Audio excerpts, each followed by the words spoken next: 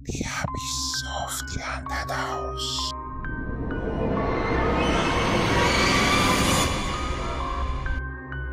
Yung haunted house? You mean yung babaeng namatay daw last year? Doon sa haunted house, oras na ng paglalakbay.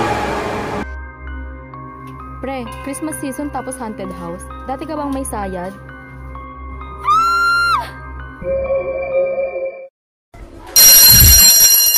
Miss, enjoy niyo ang bakasyon. Huwag kakalimutan gawin ang module ha. Nalungkot ng pagkakasabi ni Sir Jack na siya namang ikinadismaya ng kanyang mga estudyante. Agad na lumapit si Charlotte sa kanyang kaibigan ni Charles upang pakopyain siya. Pre, baka naman pakopya ako. Nakakabanas, mag-isa na naman ako ngayong Pasko. Hindi makakapunta mama mo? Palagi naman siyang wala. Malungkot na napatango na lamang si Charlotte dahil sa binanggit ng kanyang kaibigan. Sa kanilang gilid ay nag-uusap naman sina Mia at Isla. Kasama ko jowa ko ngayong Pasko. Ngiting saad ni Mia. Pinanlakihan naman siya ng mata ni Isla. Anyway, nakita mo na ba yung haunted house sa likod ng school? Yung haunted house? You mean yung babaeng namatay daw last year? Oo, at may sabi-sabing naglalakbay daw doon ang kaluluwa niya.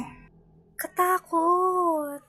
Sa kabilang banda, nakikinig naman ng palihim itong si Charles. Alam ko na kung paano kong masusolusyonan ng malungkot kong Pasko. Talaga? Ano plano mo? Samahan mo ko kung gusto mong pakopyahin kita. Doon sa haunted house, oras na ng paglalakbay. Tila na-excite na banggit ni Charles. Kaya naman nagulat itong si Charlotte. Ano daw? Pre, Christmas season tapos haunted house. Dati ka bang may sayad? Hindi mo kasi maintindihan. Para din ako malungkot. Ibig kong sabihin ako curious ako. Napakamot na lang ng ulo si Charlotte dahil sa kanyang kaibigan. Oo na, free ako bukas. Hindi! Ngayon na! Ngayon na mismo? Ora agad-agad?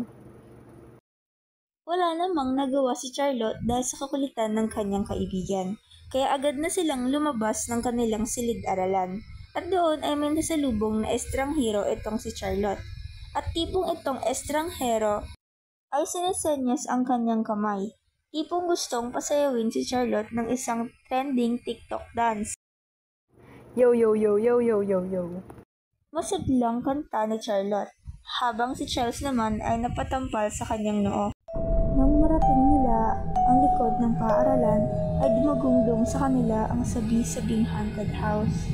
Agad namang kinalabutan itong si Charlotte. Sure ka ba? As in now na? Muling napakamot ng ulo si Charlotte.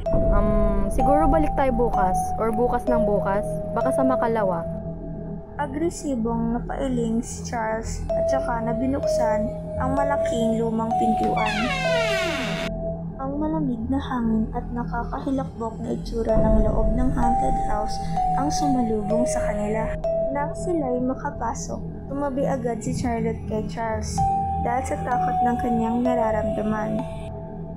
Sa kalagitnaan ng kanilang paglilibot sa loob ng haunted house, ay bigla namang tumunog ang cellphone ni Charles, kaya parehas silang napahawak sa kanilang mga dibdib. Agresibong sinagot ito ni Charles. Ano na naman? Alam ko ma, hindi mo na kailangan umuwi. Palagi ka namang ganto. Tahimik namang nakikinig si Charlotte habang inililibot ang kanyang paningin sa buong loob ng haunted house.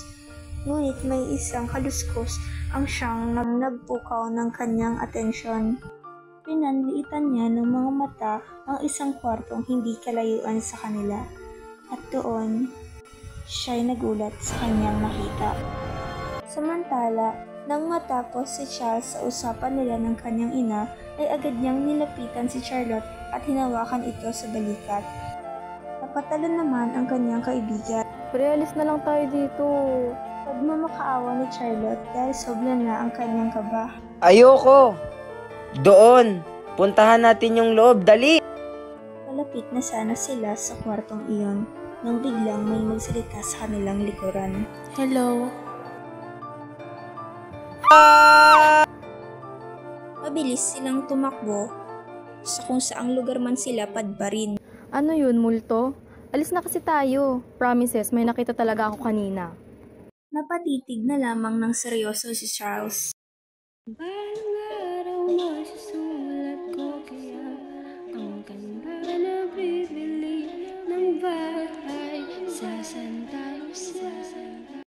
Talagang natigilan ang dalawang magkaibigan dahil sa kantang narinig. Magsasalita na sana si Charlotte upang sila'y umalis nang may makita siya sa likod ng kanyang kaibigan. Sinubukan niyang ihatid ang kanyang mensahe sa pamamagitan ng hand sign, ngunit sa kasamaang palad ay hindi siya maintindihan ng kanyang kaibigan. Pre, hindi ito ang oras para mag-geng-geng. Kahit na natatakot na si Charlotte, ay nagawa pa rin niyang bumulong. Saglit na naistatwa si Charles, at bago pa man siya makalingon, ay sa di malamang dahilan may humila na sa kanyang kaibigan papunta sa isang kwartong madilim. Charles! Pre! Ilang segundo pa siyang hinila papalayo bago niya naramdamang tumama ang kanyang likuran sa isang matigas na bagay. Napadaing siya dahil sa sakit na naramdaman, at nang ma-realize na mag-isa na lamang siya, ay muli na naman siyang natakot. Pero kakailanganin niyang labanan ang kanyang nararamdaman upang mahanap ang kanyang kaibigan. Kahit na nanginginig ang tuhod, ay ginawa niyang pansuporta ang pader at saka nagsimulang maglakad. Ngunit wala pa siyang ilang hakbang nang may marinig na naman siya sa kanyang likuran. Napalunok siya ng ilang beses at saka kinalibutan. Ngunit hinarap niya ito ng matapang at doon ay pinagsisihan ng lahat. Dahil ang nasa harap niya ay puting babaeng gumagapang. Required talaga gumapang ha. Ngunit hindi siya nagpatalo at nagawa pang magbiro at saka ipinikit ng mariin ang kanyang mga mata at doon ay nakarinig siya ng mga tumatawa. Ibang pagmumukha mo. Buto na lang at sinundan namin kayo dito. Mabilis na dumilat si Charlotte at doon ay tumambad sila Isla at Mia. Pero siya lang, Mia ha, ang galing mo gumapang kanina. May pa-voice effect ka pa. Ba ikaw yun? Ngayon lamang napagtanto ni Charlotte na ang babaeng gumagapang kanina ay wala sa kanilang dalawa. Magsasalita na sana siya nang mapansin niyang pinagpapawisan sila at titig na titig sa kanyang likuran. Dahan-dahan siyang lumingon at doon ay sila napatili. Sa kabilang banda ay titig na titig si Charles sa babaeng nasa harapan niya.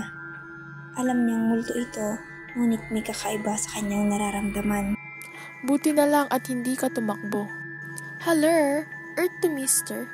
Ako pala si Luna, nagagalak akong makilala ka. Ha? Nakakatawa ka naman, gusto mo bang maglibot? Naglibot na sila at hindi na namalayang papalapit ang loob nila sa isa't isa. Kaya naman ikwinento na ni Charles ang kanyang sitwasyon. Pero paano ang mama mo? Alam mo bang nangungulila na din siya sa'yo?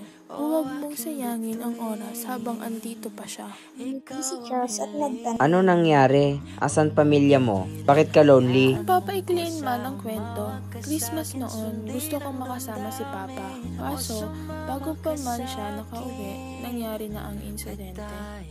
Malungkot naman si Charles dahil napagtanto niya ang swerte pala niya dahil nandyan pa ang kanyang ina. Kaya agad na niya giniba ang usapan. Dali, muntik ko nang makalimutan. Ikaw ba yung humabol sa amin? Nahihiyang napatango si Luna. Sure ka? Ikaw lang mumu dito?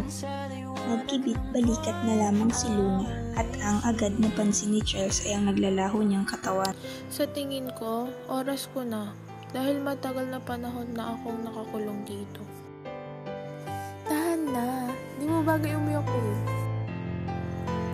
Masaya akong nakilala kita. Kahit sa maikling panahon lang. Eka, huwag ka namang umalis kung kailang gusto na kita.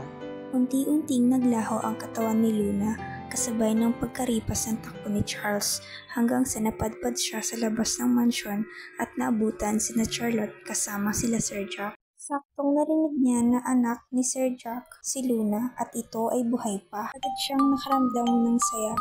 Ngunit sino nga ba ang kasama niya kanina?